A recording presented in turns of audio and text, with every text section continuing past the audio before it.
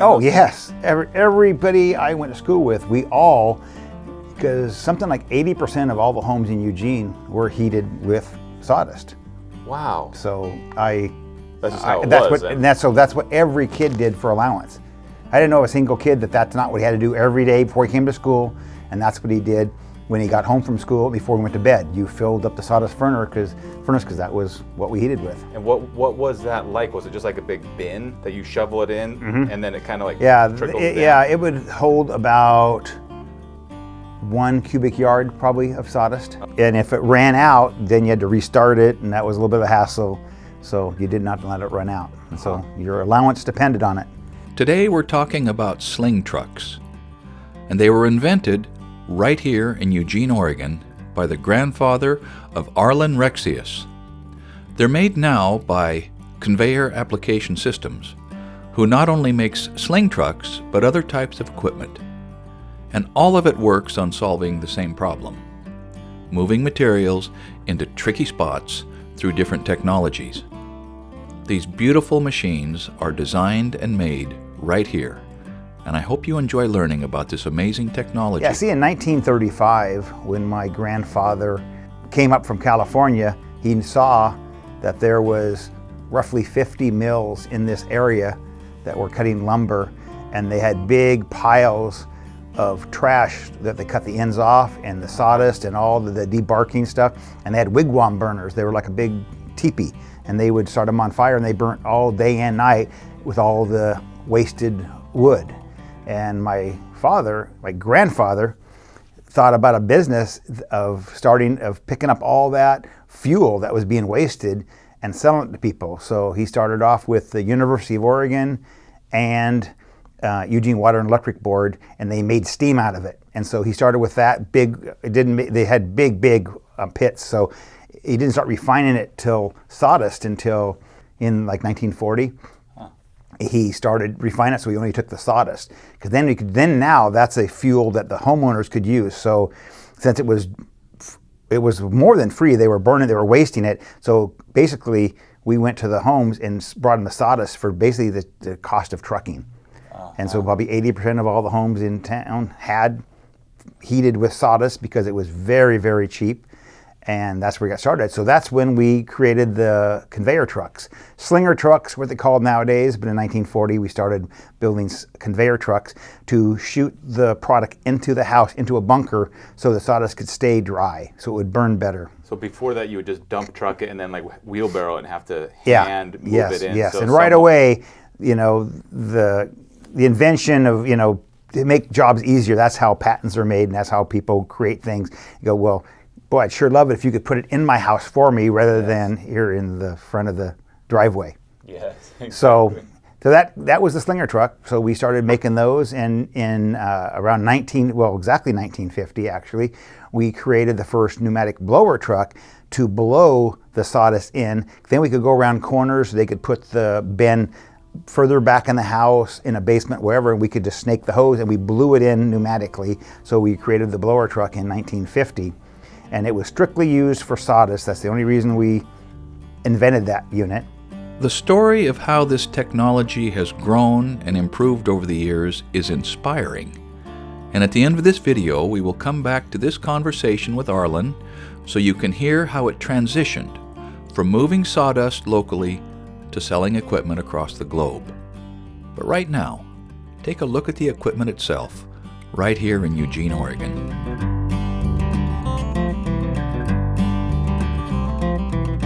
So we build, every truck is a different color, and maybe it'd be a Peterbilt or a Kenworth. It's whatever a customer wants, but it's the customer chooses the color and design. And this is one of the ones that people go, boy, I wonder if that's what he really wanted. But we make sure the customer gets the sample and they approve it. And once the rest of the purple gets on here, it'll make a lot more sense. But this is the Fat Boy, which is our newest. Well, it's not our newest, but it's probably our most popular unit right now because it's level. It's a very low center of gravity. I'll show you in a minute here the traditional Slinger that's kind of hiked up in the back end. It's a higher center of gravity. This one is flat, and so it's low center of gravity, using it, driving it to the job, and also it's a dual purpose. So this can bring gravel to the job, shoot it out there, or soil, whatever, and backhaul the rough debris or whatever, because it can haul both directions. So that's the magic of this one here. We love it when people use stainless steel because it looks good. It's a good reflection on us. You can get them with aluminum, and then the fenders, you know, they stay, but these are all stainless steel. Wow. We love the bling here. This is where the high-speed conveyor will connect. It comes from the other shop. It'll fly over here and it'll go, and it lays right on the fender here. The gate you can regulate. The gate goes up and down. That regulates how much you put on the high-speed conveyor. This is the more traditional slinger that are kind of hiked up in the back end, because when you have the high-speed conveyor, it slides underneath there and it rolls around and goes above the tires. The other one drops down, so you can you don't have to have it high. That's what makes a higher center of gravity, a little more tippy compared to the Fat Boy, which is a real low center of gravity. But this is more the traditional type of slinger that you'll see, and that's our newest one we've got, which is what we've got here is no skirting. Skirting is one of the problems on any kind of a conveyor truck, that inside that holds the material from going around underneath the belt. Well, this has got this apron on it on the sides that allows, so we don't need a you don't need any skirting on the inside. It's contained with this. The primary advantage that I've found with these sling trucks is the speed. And I don't mean just how fast it empties the truck, but the amount of time that it would take to get the material in the right spot with a different method. This doesn't mean that moving rocks with a skid steer or a tractor can't be fast. It certainly can be. But having material brought to the site and set in place by the delivery driver is something else again. The first time I saw one of these operated by a man on the ground, standing outside the cab of the truck and controlling not just the conveyor, but driving the loaded truck all around the site while the rock was sailing into position, I knew that we were not in Kansas anymore.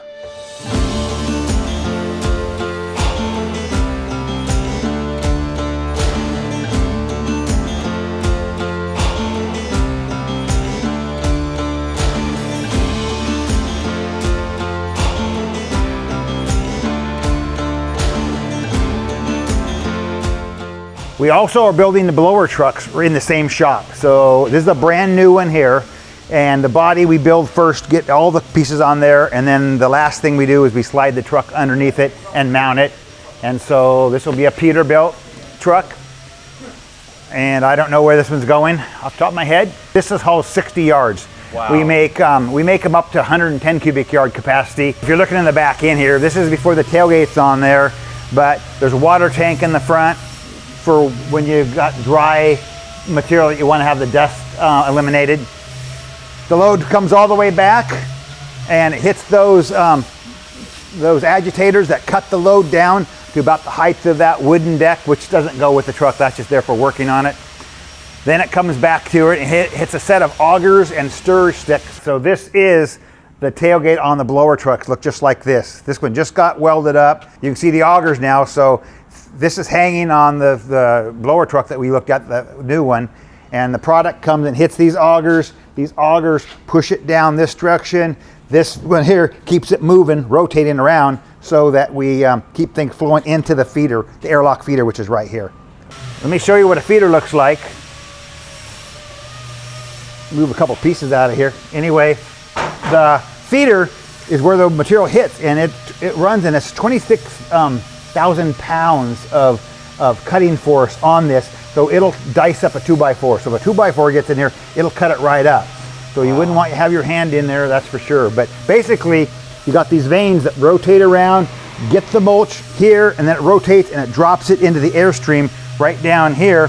And we have high 15 PSI air coming into the bottom of this, shooting it out this hose. This is where you connect your hose right here. Actually, this will be under the truck, but and then this is what this could shoot like 2,000 feet. But you got flexible hose from here to the end. What's this made out of? Is this stainless or? Yeah, what the tips are stainless, and it's a very high wear metal in here because we do, like I was saying before, this is made for rock now, rock and sand and organics, and so we make all of them now capable of running rock. So it's a very, very high wear, and it is actually chrome plated as well. And these tips are stainless, but it's they're expensive, but they last a lot of years before you have to rebuild them or replace them. Actually, nowadays it's cheaper to replace them than rebuild them. So we get them down. They probably wear down, like they probably like kind of. What you do is, if you'll notice here, there's like no gap. It's, I mean, like maybe a couple thousandths. As it gets wore, it'll get maybe 5 to 10 thousandths clearance, and then you lose air pressure. Air is underneath there, that's the high air pressure, and it wants to take the least resistance, so the air will escape out of here and shoot up in the air instead of going out in the hose. Now, if you're shooting 50 feet, it'll go that way, but if you're shooting 2,000, you've got, the pressure is going to come up this direction. So it's not tight tolerance because you're trying to like shave the mulch or anything like that. It's no. like, no, you're trying to keep the air. Yeah, underneath. it is like a scissors, so that you want to shear anything like in hardwood mulch, it's pretty raggedy and you got to cut all those off. So it does two things. It's holding the air pressure in, and it is shearing off anything that's too tall. We bring blower trucks, older ones in, that we take on trade, then we recondition them. Now they're just painting this right now. That's a primer right there, but it'll come out looking. I'll show you one that's been rebuilt. Yeah. But we go through them and then put them back on life again. So anyway, so we full time. We got 4 trucks backed up ready for the next. So this truck here would be 22 years old. Wow. But it'll go back in service and be as good as new.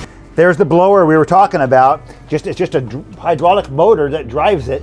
Yep. And spins it and goes through a silencer, and there's the air hose, goes back over the top, then into the feeder area. A blower truck like this is a much more controlled and almost surgical way to place material, because it stays in the hose right up until it's just a few feet from its final location. If the material needs to be placed in tight spaces or behind buildings, or even if you've got to go right through the middle of a building, a blower would be the choice. Really, they're complementary tools, sort of like a pick and a shovel.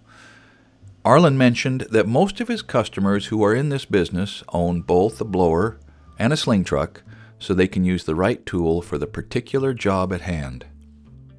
The next generation of sling trucks are already here, and as you can see, they are incredibly agile, they're off-road capable, and the possibilities are endless. One of our most popular models is the AT7. These are all off-road. They are 4-wheel drive, they articulate, they tip, they do everything. They're made for really tough surfaces and stuff. So we also have it on a track machine, which we're going to get to see operate here in a minute. Basically the same thing, only on tracks instead of tires.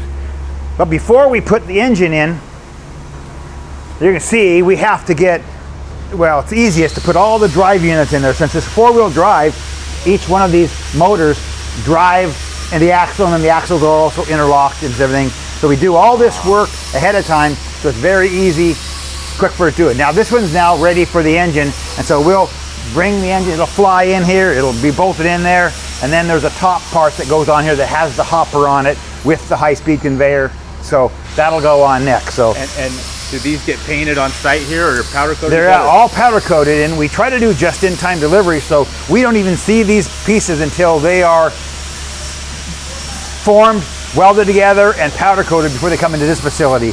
They're put together in a facility about 5 miles from here, something like that, and then we don't even see them until they're ready to be assembled, and we get them on a kit with all the parts, the 2 different colors, and we go after the assembly. Wow. It's about 4 times harder than paint, so for chip resist. So we use powder coat whenever we can, which is most everything. Oh, look at the beautiful wheels. Wow. Yeah, we like shiny stuff, like I told you. Yeah.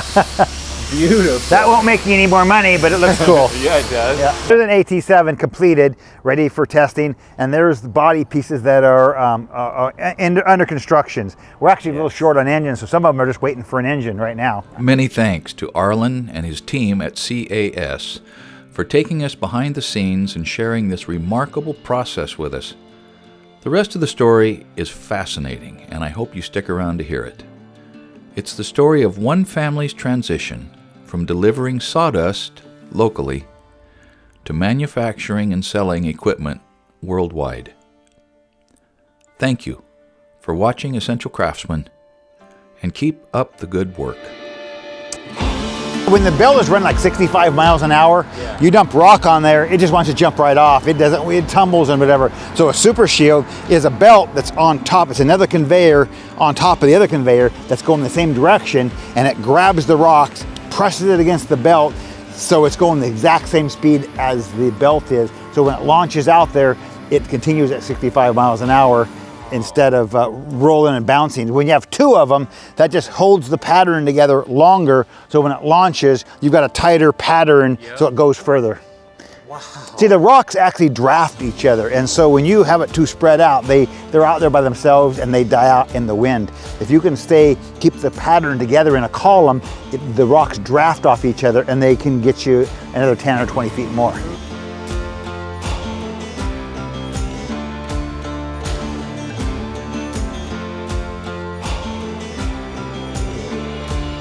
Further back in the house, in a basement, wherever, we could just snake the hose, and we blew it in pneumatically. So we created the blower truck in 1950, and it was strictly used for sawdust. That's the only reason we invented that unit. And was it sort of only used for your own business? In other words, just to sell more sawdust and make your life in the sawdust selling business easier? 100%. Only for ourselves. That's why we weren't thinking of manufacture. Even the slinger truck or the blowers were entirely for our own use. So obviously we needed a lot of sawdust in the winter, everything the mill could burn, plus we needed extra. So in the summer, we would stockpile the sawdust in huge thousands and thousands of cubic yards in storage, so that I don't know how many we had. We probably had 12, 15 blower trucks that would work during the winter blowing it in. So we had a number of those, and the sawdust would get real hot. And if we didn't use it all up, it turned black, it turned brown, it started rotting. Oh. And so we got the idea, hey, this is kind of a nice looking landscape product. So we decided, hey, this is a landscape product, and that's the first one we ever developed. And then we said, hey, we can use this blower truck to actually spread it on people's yards. So in the summer, we used it for landscaping product, and in the winter, we used the freshest, driest stuff for the sawdust burners. And then from there, we just went on, and in 50, well, I don't know when, probably 1960, we started using it for landscaping, probably somewhere in there. And we kept improving on the blower truck. The first ones would only shoot around 50 feet. Then we could do 100 feet. Wow. And then we went 200 feet. Now we can blow 1,000 feet. We can blow 36 stories vertical. So we've exchanged. I mean, we don't do sawdust anymore because now sawdust burners aren't around, because now sawdust is a very expensive product, because now they use it for particle board and stuff. So it's not like a wasted product anymore. It has a better use. Yeah, and in fact, the old days they had big saw blades that they almost like little tiny paper chips. Right. And when they got more and more modern, now it's almost like they cut it with a laser, and this makes powder, not even good burning anyway. So it's kind of not great for fuel anymore either. Right, but the trucks were able to like blow mulch or other products besides just sawdust. Oh yeah, so then what we did is we went from sawdust to landscape products to soil mixes to rock. So now we blow rock. So we can blow rock even 1,800 feet horizontal. And so a lot of the units are used for blowing rock under houses, on rooftops, and slingers we use for blowing rock in easy areas, front of the house, anything line of sight. But when you are out of line of sight, now you need to use a blower truck to put it in place to be able to get it there. And it's more money because it's a little slower and it's a higher wear item, but it's a lot cheaper than labor, which we don't have much of nowadays. So back patio, someone's putting in a patio or something, that is a perfect use for a blower truck to put it there. Yeah, for the customer, the price is probably not a whole lot different. It's just you're gonna have like 5 guys with wheelbarrows for 4 days. Yeah, or you have a skid steer. So that's the idea with the slinger trucks as well. We don't like to put a load on the ground in a pile that you have to move it around. We want to put the product where you want it.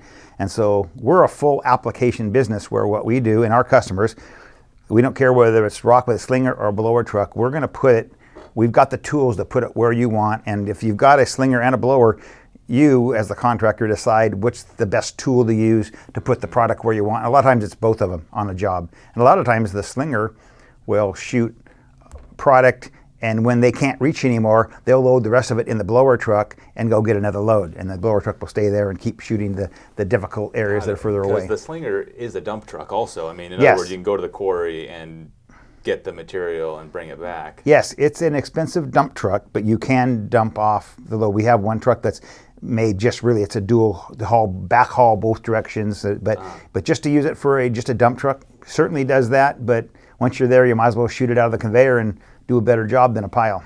It seems like that must have been a big jump going from the wood products to rock, even just like mentally, like blowing sawdust and chips, you know, one thing, blowing rock. Was there a major change in the equipment itself to allow that, or was it just a bigger motor and a Well, I could blower? tell you, but I'd have to kill you. Yeah, it's trade secrets. So the patent, yeah, one of these patents here is for the rock blower, what we did to raise the pressure and technology to do it. It was a big deal. It wasn't huge, it was a big deal, but now we make all of our trucks capable of handling rock. So they're all on the high wear surfaces, so that now even our entry level, which there's 3 different pressures of horsepowers of units. Obviously the highest one is the best one for the rock, but you can shoot rock on any of the units now, and it'll take it wear and tear. It'll take it. Oh, really? So the unit, they can kind of, doesn't matter to them which one they're blowing. You're just going to blow, you know, you'll shoot at a certain rate on the low, you know, the entry level one, and then if you do the middle one, you'll do twice as fast. Got it. And if you do the high horsepower, the HD, it'll be 4 times as fast. Talk to me about that transition when someone in the company might have realized, like, hey, instead of focusing on selling and delivering products, we could probably develop our equipment and sell that, and that might be a more valuable direction. Oh, yes. When yes. did that happen? Yes, in 1994, before that, we would not sell our units to anybody, anywhere, because that's what we did for business. We didn't want any competition. But in 94, when we automated the truck, so it became a 2-person, well, it went from 2 people to run it to 1 person. It's all radio controlled. You don't need a guy in the back of the truck shoveling or anything anymore. When we developed that patented product in 94, that's when we decided, hey, this is too good of a deal to not share it and sell them. So that's when we created the company Express Blower to manufacture for resale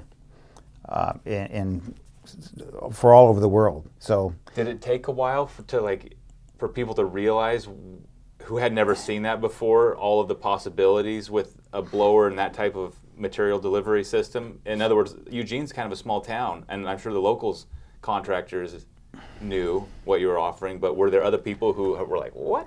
What are they doing? Yeah, because Eugene, we were a mill district. We knew about processing. We knew how to handle it on conveyors and whatever, but before that, people just thought, you know, Eugene was just about Nike. That's just where Nike is from, Eugene. Yes. And where the Olympic trials are, and it's capital of, you know, track capital of the world. They didn't really think of a little manufacturing company out of Eugene, but we decided in 94 to go to market with it. Went to the first trade show, which was the landscape show, and we were thinking we would be competing with whatever 4 or 5 different manufacturers of blower trucks, and we were going to have to say, hey, why is ours better? And our problem with selling it was we had to convince people that you could really do this, because we had some video and stuff, but they said you can't do that, because if you could, we would have heard about it by now. So they weren't buying it. So they all had to come to Eugene. We had a steady flow of people coming to Eugene, hold the hose, actually see it working. But our problem with selling was to convince people, no, you could really make a business doing this. And they'd come here, and we were running 12 at a time, right, blower trucks doing landscaping, and that's what people did. So it got going, and 24 years later, how much it is, we're in business, and we've been doing it ever since. Yeah.